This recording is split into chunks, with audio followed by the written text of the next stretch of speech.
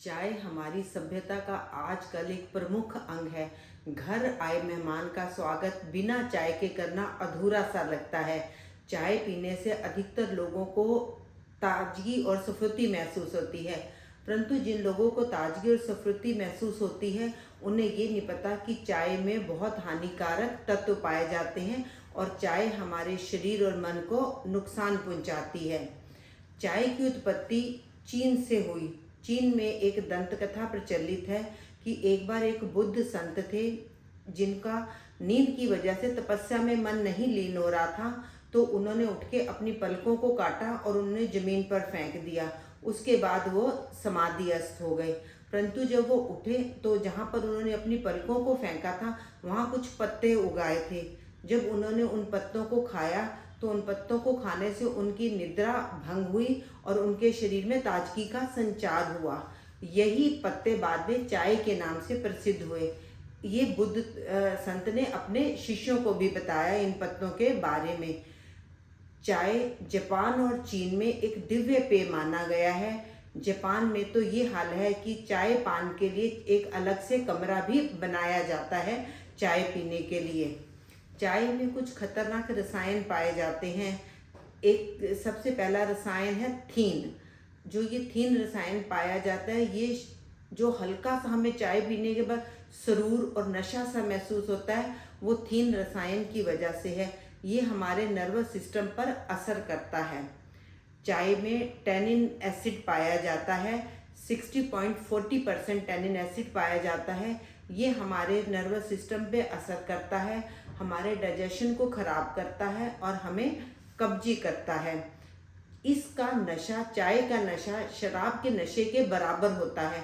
जैसे जैसे ये नशा चढ़ता है बहुत अच्छा लगता है, सुरूर आता है। जैसे ये नशा उतरता है हमारे शरीर में आलस्य आ जाता है और हमें दोबारा से चाय पीने की इच्छा होती है। बहुत ज़्यादा चाय पीने से दिल की धड़कन भी बढ़ जाती है। बहुत ज़्यादा उबली हुई चाय, बार बार उबली हुई चाय में टैनिन नामक का रसायन बहुत ज़्यादा हो जाता है, जो कि हमारे लीवर सेल्स को डैमेज करता है और ब्लड सेल्स की वॉल्स को कड़ी कर देता है। एक चाय में कैफीन भी पाया जाता है। 3.4% चाय में कैफीन पाया जाता है। ये डाययूरेटिक है, हमारे हार्ट की मसल को स्टिमुलेट करता है।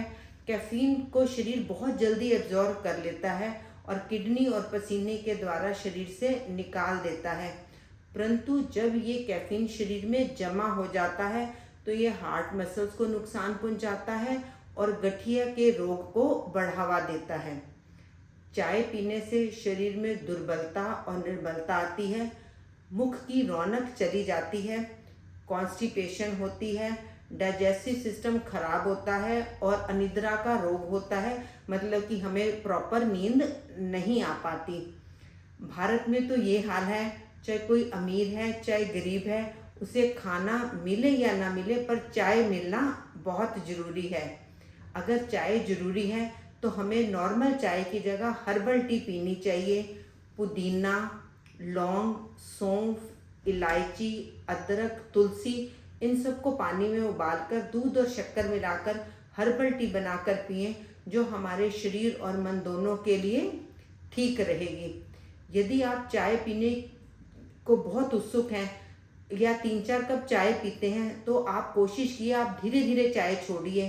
अगर आप 3 कप पीते हैं तो आप 2 कप पे आ जाएं, 2 कप चाय पीते हैं तो 1 कप पे आ जाएं। फिर भी यदि बहुत ज़रूरी है पीनी तो 1-2 बातों का ध्यान रखें, जैसे आप खाली पेट चाय मत पिएं और चाय के साथ कोई बिस्किट या कोई नमकीन, कोई ना कोई खाने की चीज़ ज़रूर लें। और यदि चाय पीने से आपको एसिडिटी होती है तो आप चाय पीने से 5-10 मिनट पहले 1 गिलास पानी पी लें, जिससे आपको एसिडिटी नहीं होगी। ध्यान रखो दोस्तों अपना, थोड़ी कम चाय पिया करो। बाय दोस्तों।